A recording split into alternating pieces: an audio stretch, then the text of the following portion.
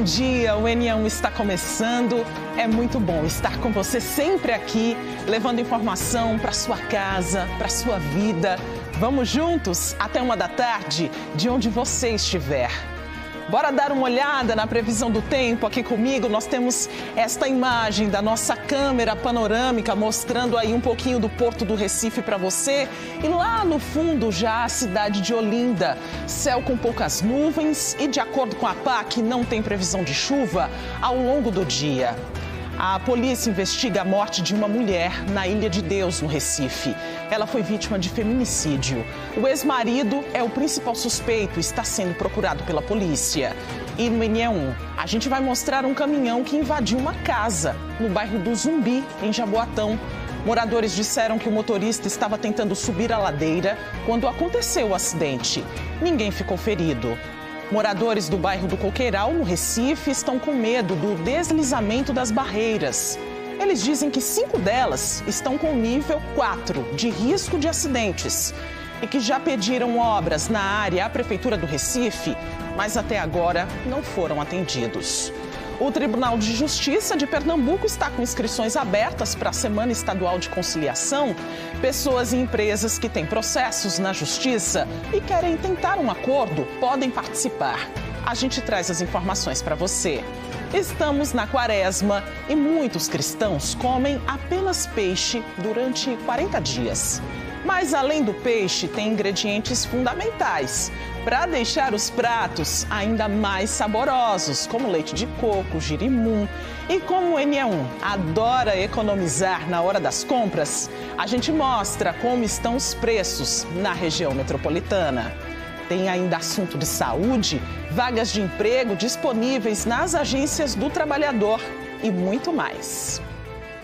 Agora são 11h50. O verão terminou oficialmente na semana passada, mas nós estamos acostumados com um calorão o ano todo, né?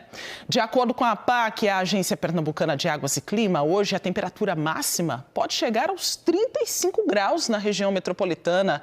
Um sol para cada um, como falamos por aqui. Agora imagina ter que pegar um transporte público todo fechado, quase sem abertura para a circulação de ar. E o pior, sem ar-condicionado. É a realidade de muitos passageiros que usam a linha sul do metrô do Recife. Quem viu essa situação, passou um calor danado, que eu já fiquei sabendo, foi Gustavo Ferreira. Tem passageiro que até compara o vagão do metrô a uma sauna, né, Gustavo? Bom dia. Oi, Maristela, muito bom dia para você, muito bom dia para todos que acompanham o N1.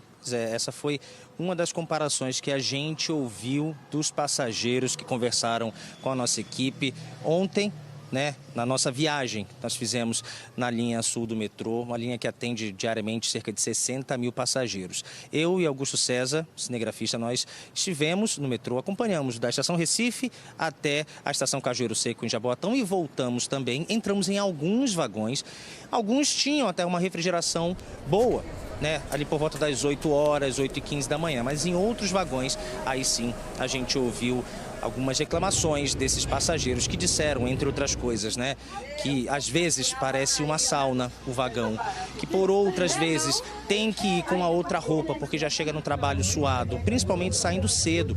A gente conversou inclusive com uma passageira que faz uma viagem de Antônio Falcão até a estação Recife, isso dá cerca de 20 minutos, todo dia ela precisa trocar de roupa no trabalho, porque ela fica muito suada. Ela mandou vídeos pra gente, inclusive, tem até um vídeo dela mostrando com uma colega passageira também, usando um ventiladorzinho de mão para tentar aliviar. São algumas das reclamações que nós ouvimos, nós recebemos pelo Canal Globo alguns vídeos, também nós fomos conferir, né, como é que está a situação em alguns desses vagões da linha sul, repetindo, 60 mil pessoas passam por ali.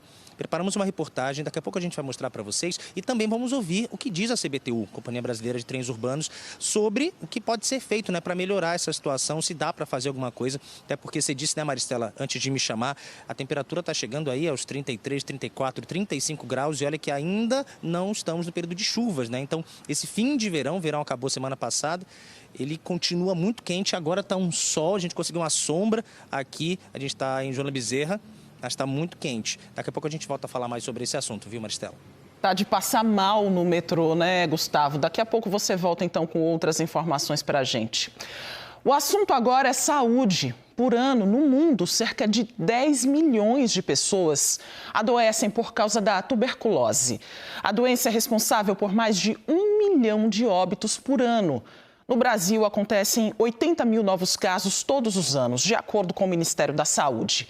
Uma doença que pode ser prevenida e tratada. Bianca Carvalho tem outras informações para a gente. Oi, Bianca, bom dia. Oi, Maristela, bom dia para você, bom dia para todo mundo. Isso que dói, né? A doença ainda mata tanta gente, você falou aí, 1 milhão de pessoas mortas todo ano no mundo. Aqui no Brasil são 5.500 mortes todos os anos por conta de tuberculose. Se a gente for olhar para o Recife, no recorte do Recife, ano passado, 1.923 casos e 128 pessoas morreram. O grande problema, sim, a doença tem cura, uma doença infecciosa, transmissível, causada por uma bactéria chamada bacilo de Koch. E isso detecta no exame, tá, gente? Muita gente pode estar pensando, tem esse exame, a rede pública tem esse exame. Todos os remédios são disponibilizados pela rede pública. Tem uma vacina que a criança recebe quando é pequena, que é para proteger a criança de alguns tipos específicos de tuberculose, que é a vacina BCG. Mas, tá, se tem cura, por que as pessoas morrem, tantas pessoas morrem?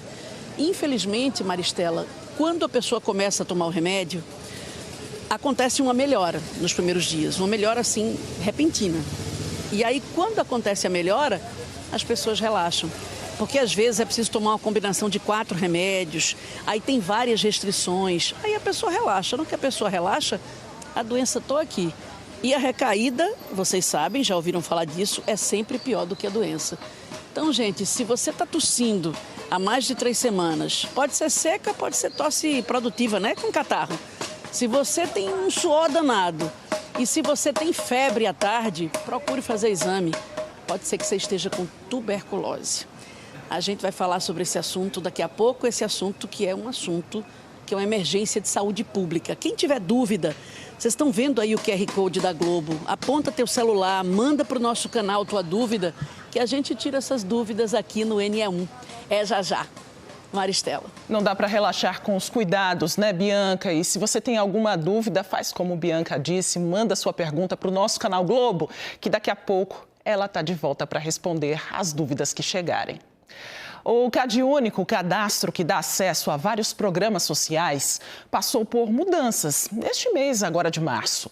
De acordo com o governo federal, foi feita uma atualização na plataforma para simplificar a inclusão de novos beneficiários e também para tornar mais seguro esse processo. Natália Dielu chega ao NE1 agora, explica mais para a gente. Oi, Natália, bom dia também para você.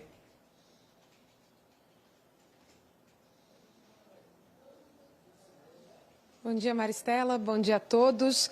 Essa nova plataforma entrou no ar no dia 17, agora, e nessa nova forma, né, de operar aí o CadÚnico, as informações, elas são cruzadas, né, existe o cruzamento de dados dessas informações de maneira mais rápida, né, o que antes demorava aí 2, 3 meses, agora acontece em pouco tempo, levando em consideração, né, algumas instituições, como Receita Federal, SUS, enfim, essas informações, elas são ali cruzadas para o sistema do CadÚnico de maneira muito mais rápida. Então, isso vai facilitar bastante, né, a operação do CadÚnico. A gente está aqui na sede do CadÚnico em Olinda, ao lado de Edilane Souza, que é supervisora aqui do Cadastro Único no município. Boa tarde, Edilane. Explica para a gente se, na prática, vai ter alguma mudança para o usuário. Boa tarde, Natália. Não, para o usuário não há nenhuma mudança. Nenhuma mudança para o usuário, segue tudo normalmente, só é a questão só da plataforma, que saiu da Caixa Econômica e veio para a DataPrev. Uhum. Os operadores tiveram que passar por um treinamento, né? Sim, passaram por uma capacitação, acho que dia 11, dia 10, foi uma capacitação online, onde todos os nossos entrevistadores, todos certinho, tudo habilitado para estar usando já a nova plataforma. A gente estava conversando aqui, né? Você estava me explicando que essas informações agora vão ser reunidas mais rapidamente, né? Como é que vai funcionar isso? Exatamente como você falou. Há um cruzamento de dados na base de dados do governo com o INSS, com o SUS, com a Receita Federal, onde esse cruzamento de dados que demorava, agora em dia vai ser mais ágil, vai ser mais agilidade. Coisa de 2, 3 dias vai estar todo o cruzamento pronto, todas as informações cruzadas e no sistema. Tá certo, a gente vai continuar falando sobre esse assunto, né? Também explicando mais uma vez como vai ser, como é que é o uso, né, dessa plataforma tão importante. A gente volta daqui a pouco, Maristela. Informações importantes para beneficiários de vários programas sociais, né, Natália? Daqui a pouco, então, você volta com outras informações para a gente. Obrigada por enquanto. Vamos ver o trânsito, vamos seguir para ver como está a movimentação nas principais ruas e avenidas da região metropolitana. Já está aí na sua tela a Abdias de Carvalho, em frente a Estácio. A gente vê a movimentação intensa de veículos. Estamos bem pertinho aí do meio-dia e os motoristas estão seguindo para os compromissos da hora do almoço, ligados aqui no NE1. Vamos seguir pela Avenida Norte, com a Avenida Professor José dos Anjos. Em Água Fria, a gente observa a movimentação dos carros aí na região. Esse motorista fazendo uma conversão, acredito eu, que não é permitida, tá? E a gente está flagrando aqui ao vivo este momento. A gente sempre reforça aqui, importante demais, obedecer à sinalização de trânsito para evitar acidentes. Vamos seguir pela Avenida Norte. Temos outras imagens? Avenida Norte nós mostramos. Agora sim, Avenida 2 Rios, na entrada do Ibura. Tem muita água acumulada aí na pista, hein? A dificuldade aí para os motociclistas. Uma pessoa passou aí, atravessou a rua, uma pessoa provavelmente saindo da escola, tá? Tava com a farda do colégio, a mochila nas costas. E a gente está observando essa movimentação ao vivo e essa água acumulada também, um motivo para os motoristas redobrarem aí a atenção.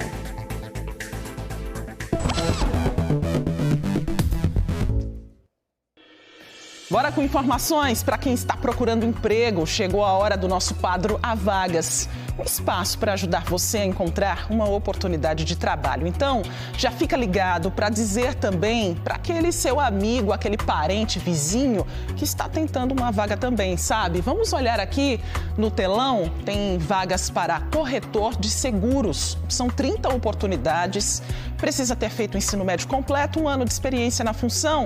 E aí você já pode se candidatar a uma dessas vagas. No Gol Recife tem todos os detalhes para você. Tem vagas também para auxiliar de logística, para trabalhar na capital pernambucana. São 3 vagas. Precisa ter feito o ensino médio completo, mas não precisa de experiência na função. No Gol Recife também tem outros detalhes. Tem vaga também para vendedor de comércio varejista. Para trabalhar na capital, são 4 oportunidades. E aí, se você tiver o ensino médio completo e 6 meses de experiência na função, já pode se candidatar também. Vaga para pedagogo, uma vaga, tá? Também para trabalhar na capital pernambucana, não precisa ter feito o ensino superior completo e não precisa de experiência na função. Outras informações, golrecife.recife.pe.gov.br. Boa sorte aos candidatos. A seguir, a polícia investiga a morte de uma mulher na Ilha de Deus, no Recife. Ela foi vítima de feminicídio. O ex-marido é o principal suspeito e está sendo procurado pela polícia. E no NE1, a gente vai mostrar um caminhão que invadiu uma casa no bairro do Zumbi, em Jaboatão. Moradores disseram que o motorista estava tentando subir a ladeira quando aconteceu o acidente. Ninguém ficou ferido. Moradores do bairro do Coqueiral, no Recife, estão com medo do deslizamento das barreiras. Eles dizem que 5 delas estão com nível 4 de risco de acidentes e que já pediram obras na área à Prefeitura do Recife, mas até agora não foram atendidos. O NE1 volta em instantes, agora 12:02.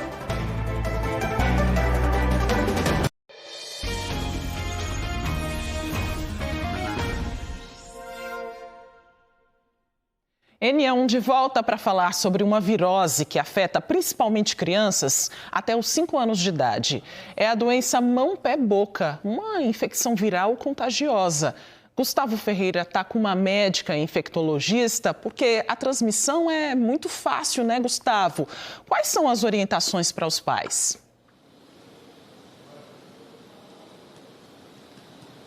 É uma transmissão muito fácil, ainda mais falando desse público, né? De uma faixa etária de crianças de até 5 anos de idade, muitas vezes com bem menos de 5 anos de idade, né? Quem está aqui ao meu lado é a doutora Milena Pinheiro, que é infectologista do Hospital Português. Ela já estava conversando aqui, tirando algumas dúvidas minhas. Eu já começo essa entrevista, Maristela, perguntando a você, doutora, por que esse vírus específico, ele afeta muito pés, mãos e principalmente a boca das crianças? Muito boa tarde.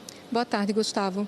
Bom, ele é um enterovírus, ou seja, ele é um vírus do trato digestivo. Tá? Então, existem muitas lesões cutâneas, né, na mucosa da boca, na língua, lesões muito desconfortáveis para a criança, que levam ela a ficar salivando muito, ter dificuldade para engolir. E essas lesões, elas são muito contaminantes. Então, obviamente, as partes que a criança mais vai colocar na boca, né, as mãos, os pés, também vão ser mais atingidas por esse vírus. Então, tem essa característica, né? Começa pela boca, mas ela se dissemina onde a criança for tocando mais. A senhora estava falando da transmissão, né? Como é que faz para pegar esse vírus? Né? Onde é que está o risco, né, para as crianças? Veja, é contato direto com outra criança doente. Então, contato com as secreções, né, pode ser respiratória ou as fezes, né, ou ambiente contaminado. Então, tem que ter muito cuidado no banheiro, na manipulação de fralda, né, de alguma coisa que essa criança compartilhe com outras. Além desses sintomas específicos, né, na mão, no pé e na boca da criança, eu não sei se existe algum caso em que esse vírus não apresenta tanto esses sintomas e apresenta aqueles mais característicos de uma virose, uma febre. Quando é que o pai ou a mãe tem que ficar atento? Certo. Além das lesões, né, que são as mais características, que como não tem muitos exames específicos, né, o que leva realmente o pediatra ou o clínico a diferenciar é essa distribuição das lesões. Então, isso é bem característico. Mas além, né, das lesões, que são as características, tem febre, dor na garganta. Muitas vezes a criança, por não conseguir ingerir bem líquidos ou alimentos, ela desidrata. Então, assim, realmente é uma doença que, durante aquele período em que ela está ativa, que é geralmente uma semana, ela é muito desconfortável para a criança e para os pais também, né, que ficam num sufoco para alimentar adequadamente a criança. Uma agonia, né? Agora, como é que faz para tratar? O tratamento é o mesmo de um quadro viral comum? O tratamento, infelizmente, não tem nada específico, é só controle de sintomas, né? Controle da temperatura, né? Tratar as lesões da boca, fazer algumas soluções que podem melhorar um pouquinho mais o desconforto que essas lesões causam, hidratar muito essa criança, né? Para que ela não desidrate, que é uma característica importante. E se a lesão estiver incomodando, coçando ou sentindo dor, também remédio para alívio desses sintomas. E é isso, né? Hidratação, cuidar da saúde sempre e ficar de olho, né? Se a criança, de repente, está num lugar que não é tão saudável assim. Muito obrigado, doutora, pelas informações. Tenho certeza que muitos pais, muitas mães que acabaram de assistir ou que vão assistir depois no Globoplay vão ficar mais atentos agora aos sintomas dessa doença que atinge os pequenininhos, principalmente, né? E dá uma agonia, né? Ver o filho, ver a filha desse tamanho tão doentes. Então, é só ter cuidado. Maristela. Verdade, Gustavo. Informação importante para pais, mães, também professores. Ontem uma professora conversou comigo sobre essa situação nas escolas, nos hotéisinhos para crianças e também a infecção aí por causa dessa virose que preocupa bastante, né? Tem que tomar todo cuidado com a saúde mesmo. Agradece, por favor, a doutora Milena pelas informações. E uma outra doença que preocupa é a tuberculose. Bianca Carvalho está de volta porque tem perguntas que chegaram pelo nosso canal Globo. Bianca.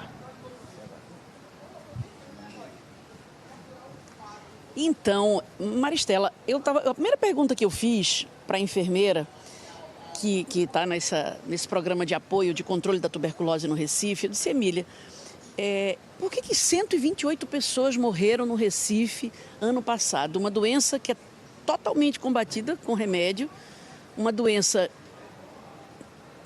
infelizmente ainda ligada à condição social das pessoas, não é? Como vai, querida? Oi, Bianca. Oi, boa tarde a todos. É justamente isso, né? Muitas pessoas ela ainda não têm o diagnóstico da tuberculose e acaba vindo a óbito por essa doença e a gente só tem conhecimento nesse pós-óbito. Então, a importância das pessoas conhecerem quais são os sinais e sintomas da tuberculose, que é a questão da tosse persistente por mais de 2 semanas, a questão do suor noturno, da febre no final da tarde, de um cansaço excessivo, de uma perda de peso.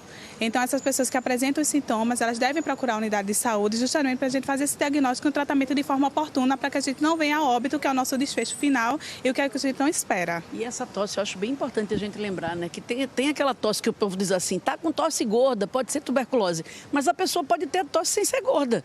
Pode ter a tosse seca e estar com tuberculose. Isso, justamente. A tosse, né, comumente conhecida, que tem que ser uma tosse gorda, uma tosse com sangue, mas não. Para a tuberculose, a tosse seca, acompanhada desses outros sinais e sintomas, ela já é importante. Por isso, a necessidade da pessoa que está com esses sintomas buscar a unidade de saúde mais próxima da sua casa para estar fazendo essa avaliação clínica e os exames. Em relação à desistência do tratamento, gente... O remédio, ele é fornecido de graça pelo SUS, às vezes mais de um remédio também, né, Emília? Mas o que acontece, e eu até vi também nas estatísticas de vocês, 11% das pessoas desistiram do tratamento. Você apresenta uma melhorazinha e larga. Isso, o tratamento para tuberculose ele é feito por 6 meses, com a tomada de medicação diária, mas é isso, o início do tratamento, após 15 dias de tomada de tratamento, a pessoa já deixa de transmitir a doença. E logo após isso vem a melhora clínica. Aí vem a questão associada da questão das vulnerabilidades que a gente já vinha conversando, né? A pessoa que faz uso de álcool, de outras drogas, que tem outras questões relacionadas com essa melhora clínica, acaba abandonando o tratamento. Por isso que é importante a gente estar trazendo aqui hoje a necessidade de concluir o tratamento, porque a tuberculose é uma doença que tem cura. E como é que pega a tuberculose? Eu fico pensando, já que a gente fala que é uma doença que tem muito um viés social, será que pega pessoas que moram na mesma casa, numa casa pequena, famílias com 10 pessoas e que partilham copo, garfo, faca? Pronto, a transmissão da tuberculose ela é feita pelo ar daquela pessoa que está infectada com a micobactéria no pulmão, através da tosse e da fala. Então, compartilhamento de talheres, de copo, de toalha, não vai pegar tuberculose. Só vai pegar tuberculose através da fala, do espirro e da tosse daquela pessoa que está com a bactéria no pulmão. Daquela partículazinha, né? Isso, daquela partícula que está ali no ar. Então, não vai ser tocando nos mesmos objetos, compartilhando esses objetos, que vai ter a transmissão da tuberculose. E qual é o exame que identifica que a pessoa tem a bactéria, o bacilo de Koch? Isso, toda a unidade de saúde do Recife, ela está equipada para estar realizando esses exames, que é a baciloscopia, o teste rápido molecular, que é um exame que vai trazer essa celeridade no diagnóstico. Então, hoje, a pessoa ela vai até a unidade de saúde, junto ao profissional de saúde, faz a coleta de escarro, e aí no outro dia a gente já tem um resultado. Tá certo, Emília, muito obrigada pelas informações. Gente, é muito importante fazer esse exame. Ela disse para a gente aqui que várias pessoas só descobrem depois, na verdade, a família descobre, no atestado lá, na causa da morte, que a pessoa tinha o bacilo de Koch, ou seja, ela morreu, muitas vezes pela doença, as consequências da doença, e morreu sem saber que tinha um exame que é de graça, um tratamento que é de graça, uma doença que pode ser combatida e curada. Isso é que deixa a gente triste, né, Maristela? Mais triste ainda, é falta de informação. É verdade, Bianca, por isso que a gente está trazendo essa informação tão importante por aqui, porque dá para prevenir e tratar, né? A gente volta agora a falar sobre as mudanças no CadÚnico, o cadastro que beneficiários de programas como o Bolsa Família precisam manter atualizado. Natália Dielu segue com esse assunto. Para quem recebe algum benefício, muda alguma coisa, Natália?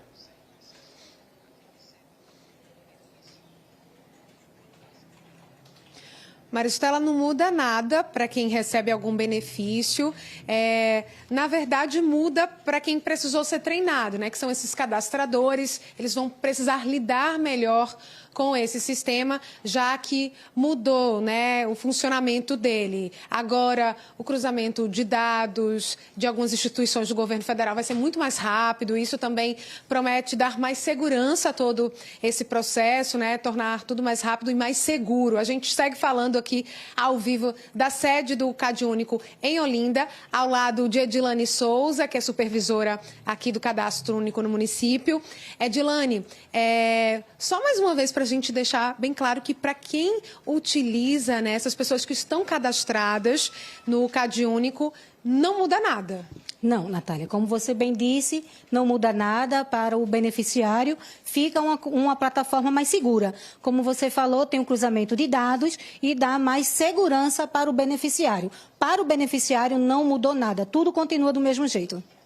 A gente sempre fala muito sobre atualização, né? A necessidade da atualização do CAD único. Nessa situação, né, a pessoa tem que, com uma frequência ali que é determinada por vocês, fazer a atualização. Também não muda não, né, por causa dessa atualização do sistema, a atualização dos usuários? Não, a atualização do cadastro único também não mudou nada. A família vai no CRAS e faz o seu cadastro. Se não mudou nada, daqui a 2 anos a pessoa retorna ao CRAS para fazer uma atualização. Mas se a pessoa tiver criança na faixa etária escolar, então quando virou o ano, a pessoa precisa voltar ao CRAS para atualizar a escola. Atualizar, não mudou de escola, mas mudou de série. Então precisa, se a pessoa se mudou um telefone, aí precisa voltar antes desses 2 anos, precisa voltar ao CRAS para atualizar. A atualização é importante porque fica com o cadastro sempre atual com as informações da família.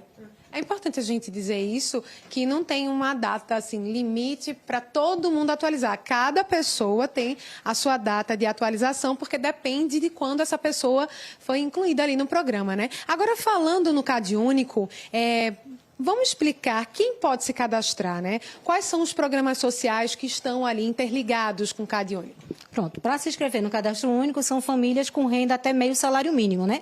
Então tem o cadastro único é uma porta aberta para vários programas do governo. Então temos a carteira do idoso, que são para pessoas inscritas no cadastro único, com renda até 2 salários mínimos a partir de 60 anos. Temos o ID Jovem, que são para os jovens estudantes inscritos no cadastro único. Temos a tarifa social, que é para energia elétrica, o Minha Casa Minha Vida, vários programas que usam o critério do Bolsa Família para fazer essa concessão de benefícios. Tem sempre uma dúvida que acontece, né? Quem mora sozinho pode se cadastrar no CAD único? Sim, pode se cadastrar sim, sendo que agora com a pessoa sendo unipessoal, precisa fazer essa entrevista na residência. A pessoa procura o CRAS e o entrevistador marca para ir fazer essa entrevista, de fato, na casa da pessoa.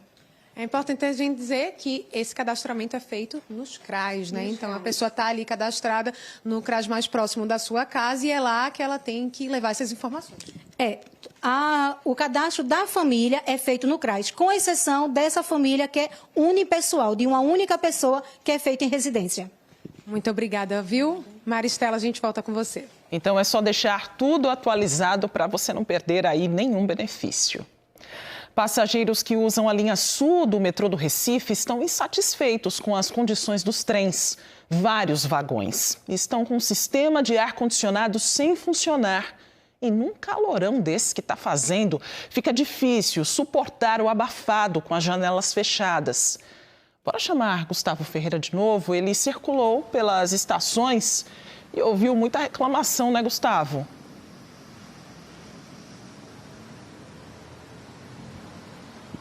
E não foi muito difícil não, viu, Maristela? Boa tarde agora para você, boa tarde mais uma vez.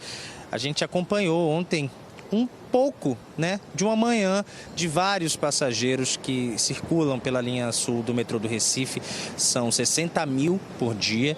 Eu e Augusto César, nós fizemos a viagem, né? Saímos da estação Recife até a estação de Cajueiro Seco, lá em Jaboatão, e voltamos. Nós conferimos alguns vagões. Alguns deles estavam com refrigeração, estavam funcionando, mas em outros, aí sim a gente viu um calor muito grande. Tem também uma questão, né? Em alguns vagões, num canto, num lado tinha o ar-condicionado funcionando e no outro estava um pouco mais quente. E a reclamação é essa dos passageiros, principalmente quando é mais cedo e os trens estão lotados, estão mais cheios, né? No começo do dia, ali por volta das 6 horas da manhã, 6, 7 horas, e também na volta para casa, a partir ali das 4 horas da tarde. A gente está acompanhando dias muito quentes aqui no Recife, na região metropolitana. Nós ouvimos, né, como eu disse, algumas pessoas e preparamos uma reportagem para mostrar para vocês um pouco dessa angústia, dessa preocupação dos passageiros do metrô do Recife com esse calorão. Vamos ver. Vagão lotado. É assim, em horário de pico. E muita gente é sinônimo de calor. Aí os passageiros precisam recorrer ao que dá para aliviar a quentura. Esses vídeos chegaram à nossa produção pelo Canal Globo. Olha aqui, gente, tá muito quente, eu tô derretendo. E a moça tá com um ventilador aqui dentro. Bom, tá muito insuportável o calor. Todos os vagões praticamente desse jeito, todo dia. E a gente tem que passar por isso. E não é de graça não, a gente paga, né? É verdade. Quem gravou e enviou pra gente foi Maria Eduarda. Todo dia, a estudante usa o metrô para chegar da estação Antônio Falcão até a estação Recife para estudar. Uma viagem quase sempre complicada por causa do calor. A minha rotina é basicamente vir para a faculdade, eu estudo na Zona Norte, então eu tenho que pegar o metrô e um ônibus. E o metrô eu pego por volta das 6h20, 6h30 da manhã, que é o horário que o dia começa a esquentar bastante e também o horário de superlotação do metrô. É uma experiência muito desgastante e eu diria até que humilhante, porque a gente paga a passagem, a gente precisa desse transporte e é isso que a gente recebe, então a gente não tem escolha, né? A gente costuma comparar o metrô com a sauna ou com o forno. No dia que tá mais tranquilo é uma sauna e o dia que não tá é um forno, porque o forno ainda consegue ser mais quente que a sauna, né? Tem dias que é insuportável, as pessoas passam mal dentro do vagão, cai pressão, porque não tem nenhum recurso de ventilação dentro do vagão. É só o ar-condicionado, não tem janela, não tem nada, como um ônibus, que se não tiver ar-condicionado, abre a janela, dá pra usar. Agora o metrô não tem. Dentro dos vagões lotados, a queixa continua. Nesses outros vídeos que chegaram pelo Canal Globo, uma passageira se abana para tentar aliviar o calor no metrô cheio. Nossa equipe decidiu embarcar na estação Cajueiro Seco, em Jaboatão. Pegamos a linha sul, com destino à estação Recife. Todo dia, são 60 mil passageiros circulando de metrô nesse trajeto. O celular marcava 30 graus. Um tormento para mãe e filha. A toalhinha estava ali para secar o suor. No metrô, só meia hora é 3 garrafas de água, porque é muito quente, muito quente. O desconforto é enorme. Eu vi que você está até com uma toalhinha, né? Você tem que passar o dia inteiro, a manhã inteira se Às vezes é pior, porque às vezes a pessoa passa mal, passa muito mal. Fica aqui o calor e ar-condicionado aqui, você pode ver. Como é que você chega no seu destino, assim, suada, cansada? Como é que fica o dia? Bem complicado, porque você fica estressado com essa rotina. Fora isso, se você chegar um pouco mais cedo, você é capaz de sofrer um acidente, você é empurrado, jogado dentro do... Ainda tem isso, a superlotação, né? Tem, superlotação. Quanto mais cheio o vagão tá, mais quente fica, né? Mais quente fica. De acordo com a APAC, Agência Pernambucana de Águas e Clima, o período entre os meses de dezembro e março é o mais quente aqui em Pernambuco. E olha que o verão mesmo terminou na semana passada. Mas a reclamação dos passageiros sobre esse calor não tem estação definida. É todo dia. Este casal foi com a gente até a estação Recife, num vagão quente demais. De novo. A gente paga tudo caro, e a gente se sente assim, ó, ao léu, né? O certo é para ter um ar-condicionado, né? E quem é que vai achar bom um metrô quente desse jeito? Ninguém vai achar bom, não. Não tem como, né, ser bom? De jeito nenhum. Paga passagem para ter conforto. Não tem conforto.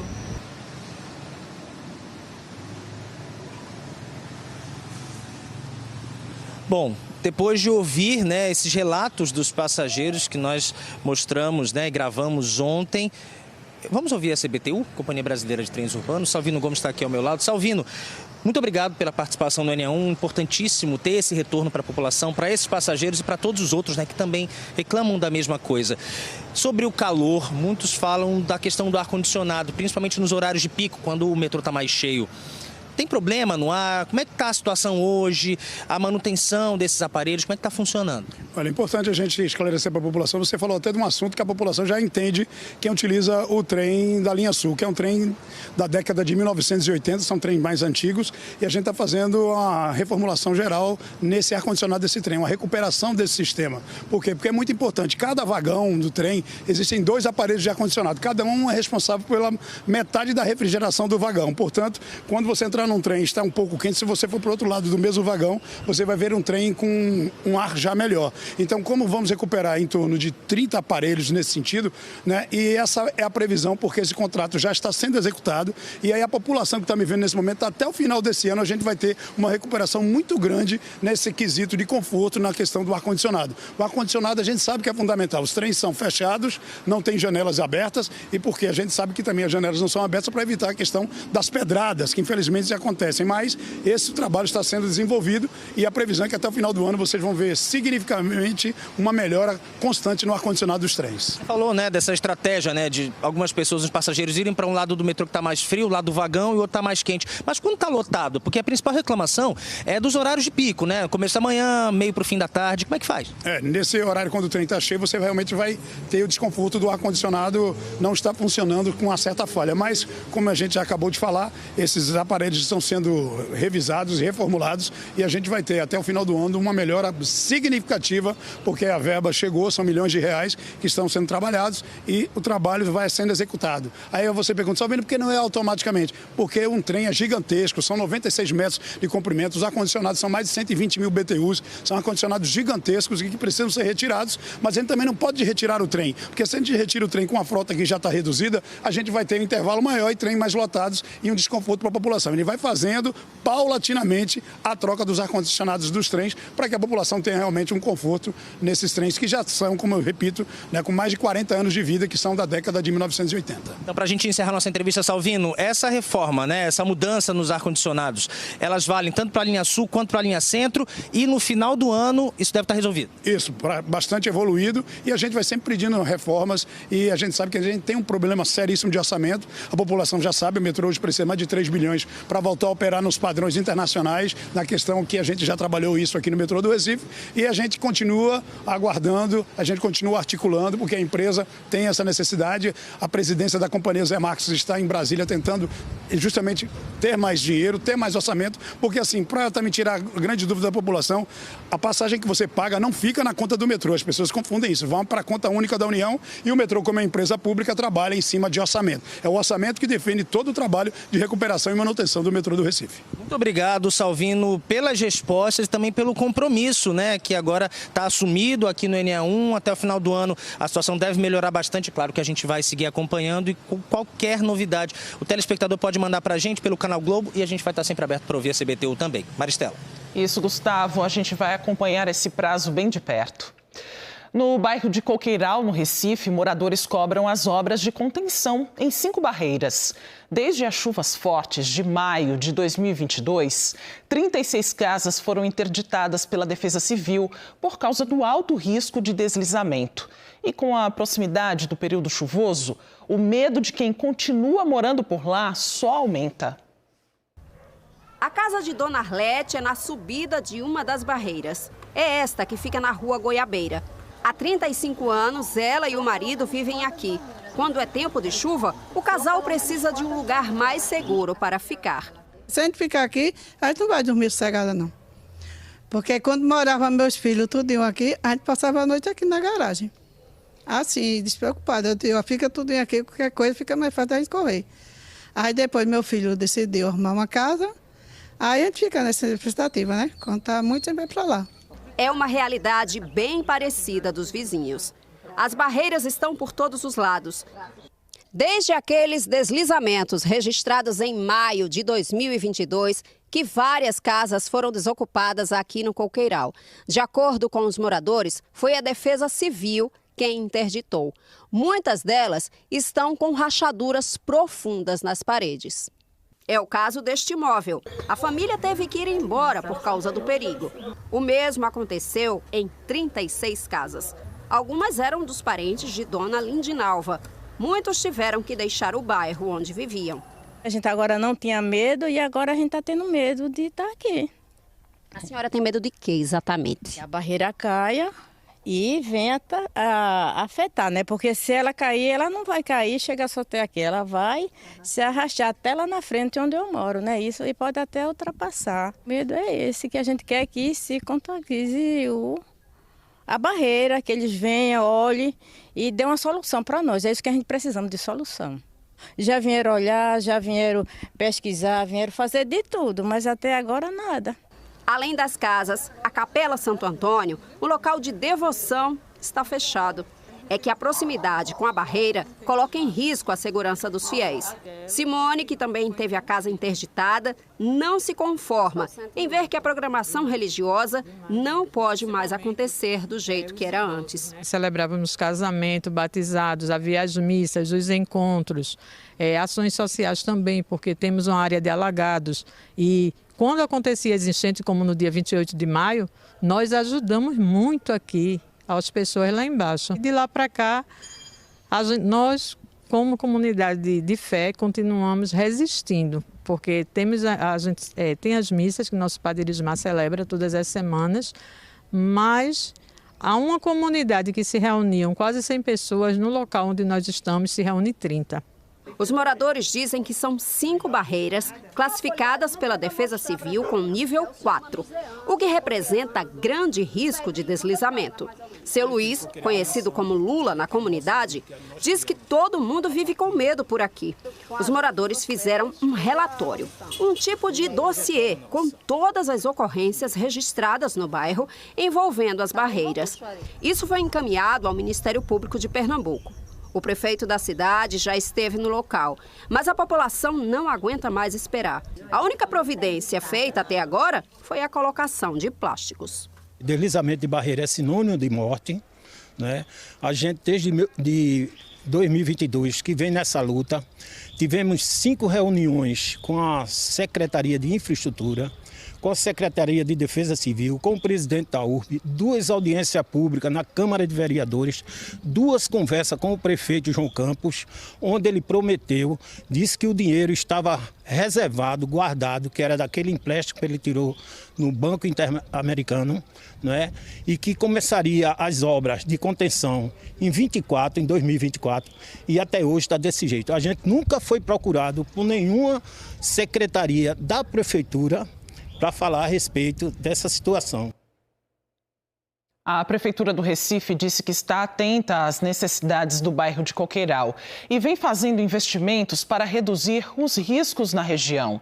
Sobre as barreiras citadas na reportagem, a URB diz que está finalizando os ajustes no projeto para a contenção definitiva da encosta na Rua Planura e que os projetos para a contenção das encostas das ruas Elvésia, Suzano e Alto do Piquiri, que contemplam as ruas Frei Gonzaga e Calcaia, estão em fase de conclusão. Ainda de acordo com a Prefeitura, já foram contratados os projetos para intervenções nas ruas Goiabeiras e Edivaldo de Oliveira. A Defesa Civil do Recife diz que a área é monitorada regularmente. Nós também entramos em contato com o Ministério Público de Pernambuco para saber o que tem sido feito a partir do relatório enviado pelos moradores. Mas até o momento não tivemos retorno. Susto no bairro do Zumbi do Pacheco, em Jaboatão, ontem à noite. Um caminhão invadiu uma casa depois de não conseguir subir uma ladeira. Camila Torres tem os detalhes. O caminhão passou a noite aqui, onde só parou porque atingiu uma casa. Essa é a Rua Tubarana, que é uma ladeira. Quando chegou mais ou menos ali, onde estão aqueles cones, o caminhão não conseguiu mais subir e acabou descendo de ré, desgovernado. Por que não conseguiu parar com o sistema de freios? A gente ainda não tem essa informação. Foi por volta das 8h30 da noite que esse acidente aconteceu, quando chovia aqui no local. O caminhão ainda atingiu uma primeira casa, na sequência essa com mais gravidade, e por causa da condição em que elas ficaram, a Defesa Civil interditou as 2 residências e também um estabelecimento comercial que fica ao lado. Na casa mais atingida moram 5 pessoas e as 5 estavam em casa quando esse acidente aconteceu. Nenhuma delas se feriu, nem o motorista e nem o ajudante dele, que estavam no caminhão, eles também não se feriram. Mas mas a informação aqui no local é de que logo depois do acidente eles fugiram. Os moradores da casa mais atingida têm parentes do outro lado da rua, então conseguiram abrigo com os parentes do outro lado da rua, mas claro que é a casa de vocês, né, Maria? E agora vocês precisam saber o que é que vai acontecer, né? O que é que vai acontecer, como é que vai ficar, né? Porque aí é a casa da gente, a gente tem a nossa vida, né? Tem a rotina do dia a dia, tem que sair para trabalhar para arrumar o dinheiro do pão de cada dia, né? E eu não sei como é que vai ficar. Eu só gostaria de saber, concretizado, né? De certeza. E, enfim, na casa da minha sogra também não dá para ficar como eu falei. Ficou emergencialmente, né? Maria, pelo que você conseguiu acompanhar da tua casa, por dentro ela foi toda danificada? Você me falou que tem 2 motos lá dentro também, né? Tem 2 motos. Uma das motos foi... As 2 foi afetada, mas uma delas foi mais ainda, que é a moto do trabalho do meu esposo, né? Dele se comover daqui por serviço. E ele está preocupado, né? Porque é o dinheiro do ganha-pão dele, da gente, né? Da família, é o dinheiro da onde ele provê o nosso lar. Maria, como é que foi na hora, hein? Vocês conseguiram entender o que aconteceu, mesmo na hora da agonia, do susto? Eu, na realidade, até agora, não estou conseguindo entender. Eu acho que é um pesadelo, né? Porque a gente vê acontecendo reportagem, acontecendo em outras pessoas, a gente acha que não vai acontecer com a gente. Eu nunca imaginei. E é uma sensação horrível. E só quem sabe da dosagem do veneno é quando prova, né? Estava todo mundo acordado na hora? Estava sim, eu estava ajeitando a janta do meu filho mais novo, né? O meu esposo estava no banho e a minha filha estava no quarto dela e ele também. Estava todo mundo acordado, né? Graças a Deus, porque uma das camas é desse lado aqui, que é justamente a cama do meu menino mais novo. A gente vai continuar acompanhando de que forma que vocês vão ser assistidos e eu aproveito para dizer que uma equipe da fiscalização de trânsito da Prefeitura de Jaboatão dos Guararapes veio aqui para o local também no início da manhã. A rua Tubarana, onde o acidente aconteceu, é uma ladeira, parte dela com asfalto, parte com paralelepípedo, essas pedrinhas, e chovia na hora do acidente. Essa combinação pode ter contribuído para o que aconteceu. É uma condição que precisa ser avaliada também, né? Até porque, como Maria já tinha me falado antes, que ela consegue se lembrar de 1 ano e meio para cá, esse é o 3º acidente, que acontece de forma bem parecida. Veículos que tentam subir a ladeira, chegam num determinado ponto, não conseguem mais e acabam voltando de ré de forma desgovernada. A gente vai continuar acompanhando e trazendo também mais informações de todos os envolvidos nesse acidente. Voltamos ao estúdio. O veículo foi retirado agora há pouco com a ajuda de um outro caminhão. Nós recebemos essas imagens pelo nosso canal Globo. Dá para ter uma ideia melhor de como a casa ficou destruída. Nós entramos em contato com a Magazine Luiza. A rede de lojas lamentou o ocorrido e disse que prestará assistência necessária às famílias que tiveram suas casas comprometidas. A companhia destacou que o dano foi material. E uma mulher foi assassinada a facadas na comunidade Ilha de Deus, no bairro da Imbiribeira, zona sul do Recife. A polícia disse que o suspeito do crime é ex-marido da vítima. Eles estavam separados há 2 semanas. Kátia é irmã da vítima. Ela mora no Rio de Janeiro e veio visitar os parentes. Contou como foi o último dia de vida de Jeane durante um passeio que a família tinha feito horas antes do assassinato. Foi maravilhoso, a gente brincou na praia. Ela ligou, estava na casa da minha filha, minha outra irmã ligou, Kátia, pega o Uber e vai para a praia. Nós passamos o dia bem, rindo, brincando, como sempre. Como eu não moro aqui, sempre que eu venho, eu se reúno com elas. E ela, inclusive. A gente somos muito unidas uma com a outra e sempre uma tá ali com a outra. Ainda não estou acreditando que isso aconteceu. De acordo com a Polícia Militar, Jeane Fernandes Gonçalves Pereira, de 39 anos, foi morta a golpes de faca na rua São Paulo, que fica na comunidade Ilha de Deus, bairro da Imbiribeira, zona sul do Recife, onde ela morava. A vizinhança e os parentes da vítima disseram que foi o ex-companheiro dela quem deu as facadas. Era por volta das 9 horas da noite desta segunda-feira. Kátia contou que os dois estavam separados há 2 semanas e que o homem segurava o filho do casal nos braços, um bebê de 3 meses, enquanto esfaqueava a ex-mulher. Estava com a criança no braço, ela pediu o menino para ir para casa, mas só que ele já veio com a faca já. Ele já veio esfaqueando ela, com o menino no braço, depois jogou a criança no chão. Criança bebê de 3 meses, ele jogou no chão e terminou o que ele tinha começado. Ele batia nela, já teve 2 agressões que assim a gente presenciou na rua. E ela tinha dado basta, né? A última briga que ele ameaçou, ela tinha dado basta e ele simplesmente tirou a vida dela. Um homem da vizinhança que não quis mostrar o rosto tentou impedir o crime. Acabou levando 2 facadas. Quando eu vi ele com o menino na mão e saqueando a moça, eu não aguentei ver, fui lá tentar salvar ela. Ele começou a me faquear também, deu uma xinca e pegou 2 ainda. Aí eu já tava ferido, eu botei a mão no meu pescoço e saí correndo, gritando. Aí na hora que ele correu. Você chegou a ser socorrido? Foi, eu botei a mão no pescoço, o vizinho aqui me botou na moto e me levou para a UPA. Eu fui medicado e ia embora. Jeane não resistiu aos ferimentos e o suspeito fugiu. O corpo dela foi levado para o IML, Instituto de Medicina Legal do Recife. As investigações estão com a Polícia Civil. Minha irmã, 39 anos, deixando 3 filhos, tirando a oportunidade de 2 crescer sem a mãe. 2 crescer sem a mãe, eu só quero justiça somente. Eu só não quero que fique impune, seja mais uma passar por isso, mais uma família chorar. Isso aqui é mais uma família que chora. Mais uma família que chora. Nós queremos justiça, nós só queremos justiça, nada mais, nada, só justiça.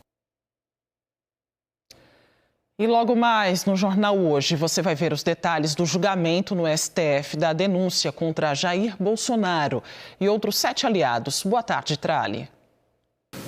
Olá, boa tarde. Daqui a pouco no Jornal Hoje você vai ver todos os detalhes de um dia histórico no Supremo Tribunal Federal. Começou hoje cedo o julgamento da denúncia da Procuradoria-Geral da República contra o ex-presidente Jair Bolsonaro e outros 7 aliados, incluindo militares de alta patente. As acusações envolvem crimes como golpe de Estado e organização criminosa armada.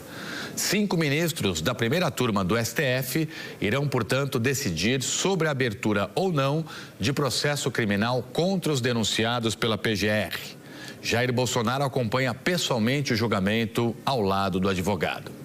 Saiu o resultado da mancha escura que intrigou autoridades e banhistas no litoral de João Pessoa. Estou falando daquela mancha enorme que apareceu do nada perto das praias. Exames de laboratório confirmaram as suspeitas. A mancha tem a ver com o despejo clandestino de esgoto. O desafio agora é descobrir a origem disso tudo. Espero você com muito mais no Jornal Hoje. Muito obrigado, um abraço e até já. Alguns estabelecimentos, como empresas de telefonia e academias de ginástica, oferecem os serviços com a opção do cliente pagar por um plano anual, em troca de benefícios. Modalidade que acaba sendo vantajosa para muita gente. Mas como fica o consumidor quando a empresa, por algum motivo, não presta o serviço contratado durante esse plano anual? Natália Dielu vai conversar com a gente sobre esse assunto. Ela está com uma advogada especialista. E aí, Natália, como dá para resolver essa situação sem nenhum prejuízo, hein?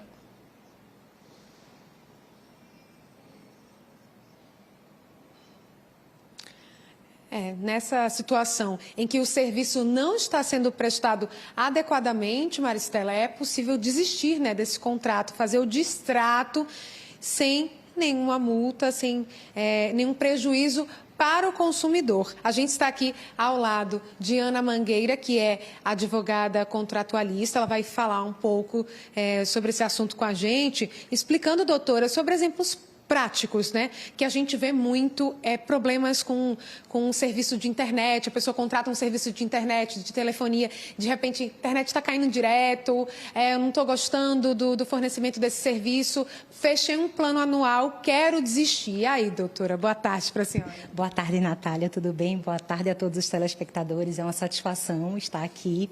Sobre os contratos a longo prazo, normalmente essas empresas utilizam contratos de adesão. O que é isso? São contratos em que o consumidor não consegue discutir as cláusulas que lá estão e muitas vezes aceitam cláusulas abusivas dentro desse contrato. E o que acontece? Essas empresas colocam um longo prazo de contrato, por exemplo, 12 meses, e você se vincula àquela negociação e acaba, por vezes, todo o serviço ele apresenta falhas. Mas é importante que essa falha seja controlada. Não é possível que um cliente que contrate um mês de serviço de internet e passe 20 dias, 15 dias, sem acesso ao produto que paga e que paga muito caro, porque seu dinheiro consumidor vale muito. Então, é importante que esse consumidor ele tenha, primeiro, ciência daquilo que contratou. Mesmo que ele não vá discutir a cláusula, ele precisa ler o contrato para entender o que está disposto lá, por exemplo, o período. Muitas empresas, corriqueiramente e erroneamente, não informam quando esse prazo encerra e renovam esse contrato de forma automática. Isso é um grande problema, porque muitas vezes você não quer permanecer contratando e acaba sofrendo prejuízos. Mas, voltando ao seu ponto, acerca da falha na prestação de serviço, é importante que o consumidor ele se imuna das informações das provas. Então, aconteceu uma falha na sua internet, na sua telefonia, entre em contato com essa operadora através de e-mail, porque ali você documenta a informação, porque se futuramente você precisar entrar com ação, você precisa ter isso documentado e registrado. Agora falando de academia, né? Às vezes a pessoa começa a fazer atividade física e aí ela não está conseguindo por algum motivo e continua pagando, porque fechou um plano anual. Dá para desistir? Tem que pagar alguma multa? Como é que funciona isso? Vamos lá, a academia é um show à parte. A gente começa o ano com tantas expectativas e agora estamos no início do ano, né? Passou o carnaval, mas é importante que o cliente saiba que ele não é obrigado a permanecer contratado com ninguém, mesmo que o prazo seja mais longo. Então, ele pode realizar esse distrato, sim, por justa causa ou por vontade própria. Por justa causa, você tem modalidades para você negociar melhor. Mas se for por uma vontade sua, obviamente que você não vai amargar valores muito altos de multa. Isso você consegue reaver, você consegue resolver. Tá? É importante que você discuta, que você negocie, que você se imuna das provas para você conseguir discutir. Inclusive, esse caso das academias teve uma ação muito recente que foi julgada de um tribunal nacional, em que a academia ela foi condenada porque uma cliente passou um período maior que 12 meses, fez aquelas promessas de ano novo que acabou não seguindo, parou de frequentar a academia, não informou essa academia e acabou que passou os 12 meses e houve uma renovação automática. E ela sofreu prejuízos profundos, mas acabou tendo o valor revisto e danos morais. Muito obrigada, doutora, então, por essas informações. É importante também, em outros tipos de serviços, né, na internet, procurar a reputação dessas empresas, né, desses prestadores de serviços, para se certificar. Muito obrigada, Ana Mangueira. Maristela. Isso, Natália, obrigada pelas informações. O NE1 traz agora uma dica para empreendedores que estão precisando dar uma mexida nas redes sociais para melhorar as vendas. Na Casa Zero, no bairro do Recife, tem curso de graça para ajudar a fazer peças gráficas. Quem explica tudo para a gente é Bianca Carvalho, porque os empreendedores querem saber, Bianca, o que eles têm que fazer para melhorar, impulsionar as vendas. Conta para a gente, por favor. Tem que fazerem como a Rayane está fazendo, Maris, porque ela já está no segundo, assim, né, nessa área. Ela fez ferramentas digitais e está usando isso para bombar. Fazendo, porque ela trabalha ser manicure, né? Sou manicure e estou me formando na podologia agora. E eu uso essa ferramenta para o meu dia a dia de trabalho, para divulgações, para postagem, para atrair cliente para mim. Então, esse curso é muito bom, é muito bom. E eu amei estar fazendo aqui na Casa Zero. E agora você já vai sair do Ferramentas Digitais, que te ajudou a dar um início, né? Assim, foi o pontapé. Isso. E agora você está fazendo o de peça gráfica. O de peça gráfica, que é também muito bom, que se iniciou ontem, na segunda-feira, e vai até sexta-feira agora. massa. Eu espero que você faça ainda mais bom uso disso e que bombe ainda mais. Está funcionando, não está? Está funcionando sim, Bianca. Muito obrigada. E vai melhorar ainda mais, se Deus quiser. Esse curso, deixa eu conversar contigo, Bárbara, esse curso de peça gráfica, ainda tem vaga? Porque eu fico pensando, poxa, vocês fizeram o curso de ovo de Páscoa. Para a pessoa que faz ovo de Páscoa poder vender melhor, colocar uma publicidadezinha na peça gráfica, seria massa, né? Para esse curso as inscrições foram encerradas, mas aqui na Casa Zero a gente tem diversas oportunidades de cursos gratuitos. Então a ideia é ficar de olho no nosso Instagram, porque lá a gente sempre divulga as temáticas. Então a gente trabalha com culinária, tecnologia, artesanato, as possibilidades são diversas. E tudo 0800? Isso, tudo 0800. Então é só ficar de olho e se inscrever. Esse daí que ajudou tanto, Rayane, o de ferramenta digital, e mesmo esse de peça gráfica que vai fazer ela melhorar o anúncio que ela já coloca na internet. Será que vocês vão oferecer isso de novo? Sim, os cursos de tecnologia, eles são complementares, inclusive a esses cursos de artesanato, culinária, porque é importante para a divulgação, né? Como a Rayane falou, para atrair novos clientes. Então, a ideia é que esses cursos se repitam, os cursos de tecnologia, e realmente no Instagram é o melhor canal para saber quando são as próximas datas. Pronto, então é ficar de olho no Instagram de vocês aqui da Casa Zero, e para se inscrever, você já falou que é 0800, ou seja, curso de graça, gente. Para se inscrever, tem algum requisito? Não. Basta ser das comunidades daqui da região metropolitana do Recife. E é curso rápido, gente. São cursos de uma semana. Isso, exatamente. É bem rapidinho para você já sair começando a empreender ou então indo para uma entrevista de emprego. Muito obrigada, Bárbara. Rayane, minha querida, sucesso! Obrigada. Tudo de bom. Voltar para você, Maristela. Dá para aprender bastante. O melhor, tudo de graça. O Tribunal de Justiça de Pernambuco está com inscrições abertas para a Semana Estadual de Conciliação. Pessoas e empresas que têm processos na Justiça e querem tentar um acordo podem participar. Quem tem outros detalhes para a gente é Gustavo Ferreira. Que tipo de processo pode fazer parte dessa negociação, hein, Gustavo? São vários, viu, Maristela? Desde questões familiares até, de repente, a solução de uma dívida com a prefeitura ou com, de repente, dívida de energia, luz, água, enfim, são várias ações. Antes mesmo de virarem processo, elas já podem ser alvo dessa conciliação, já podem ser objeto dessa conciliação. As inscrições, para quem quiser participar da Semana Estadual de Conciliação do TJ aqui de Pernambuco, vão até segunda-feira, dia 31. E quem vai explicar mais para a gente como é que funciona, está aqui ao meu lado o juiz Alberto Freitas, que é coordenador adjunto do Núcleo de Conciliação do TJ de Pernambuco. Doutor, muito boa tarde, bem-vindo ao NA1. Quem é que pode participar dessa semana? Quem é que pode conciliar alguma questão aí na Justiça durante essa semana? Pois bem, o objetivo dessa Semana Estadual de Conciliação é justamente incentivar a cultura da paz, evitar que as pessoas litigem processos judiciais infindáveis. Então, aqui nessa Semana Estadual, a gente vai atender todo mundo que tenha processo no Judiciário Pernambucano, em qualquer município desse estado, como também aquelas pessoas que não têm ainda um litígio, mas pensa em ingressar em juízo com alguma demanda, mas prefere resolver amigavelmente através da conciliação. E nós temos tido muito êxito com essas conciliações, então vale a pena nos procurar e tentar resolver isso muito mais rápido, de forma mais rápida e segura, através da conciliação. Sem tanto transtorno, né? No ano passado, né, essa aqui é a terceira Semana de Conciliação do TJ de Pernambuco, no ano passado foram mais de 8.000 casos antes de virarem processos que foram conciliados, né? E aí são vários tipos de ações. Queria que o senhor falasse um pouquinho em resumo. Quais ações podem ser objeto de conciliação?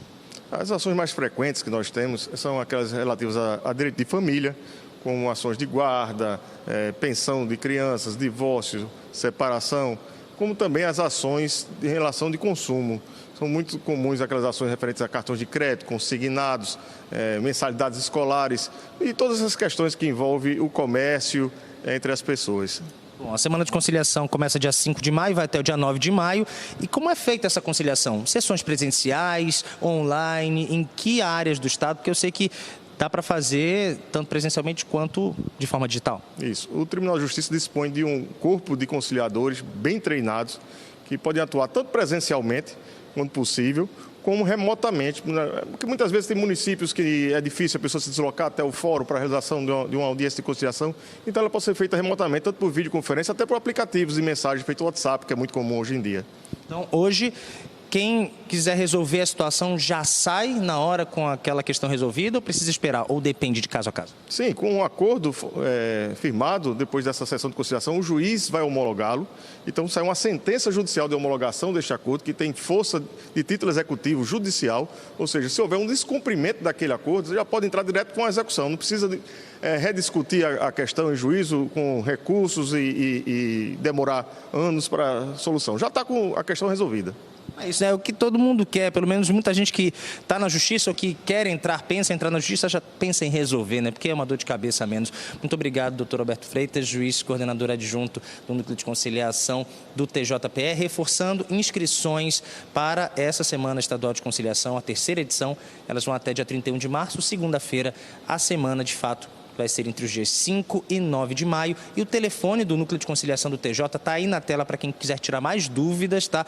Esse número é para ligar, não adianta mandar mensagem, mas ligue, pegue mais informações e se prepare. Se você puder e tiver uma ação para resolver, até dia 31, inscrições para a Semana de Conciliação do TJ de Pernambuco. Maristela. Obrigada, Gustavo, pelas informações. E falta pouco menos de um mês para a Semana Santa, época em que muita gente faz aquele almoço especial com comidas de coco, né? Também tem gente que coloca o peixe e outros frutos do mar no cardápio, já durante a quaresma, os 40 dias que antecedem a Páscoa. E isso tem aumentado a procura por peixe, por coco e por outros ingredientes das receitas da Semana Santa no comércio. Mas será que comprando antes dá para garantir esses e outros itens no precinho? Vamos conferir? Esta peixaria vende em grande quantidade no atacado e varejo, que é direto para o consumidor. O movimento vem crescendo desde a quarta-feira de cinzas. A corvina, peixe mais procurado da Semana Santa, está R$ 16,80 o quilo. Em posta, sai por R$ 24,70. A albacora também vende muito. O quilo da posta está por R$ 21,80. O peixe anchova é outro queridinho. Inteiro tem a partir de R$ 15,90 o quilo. A posta por R$ 23,40.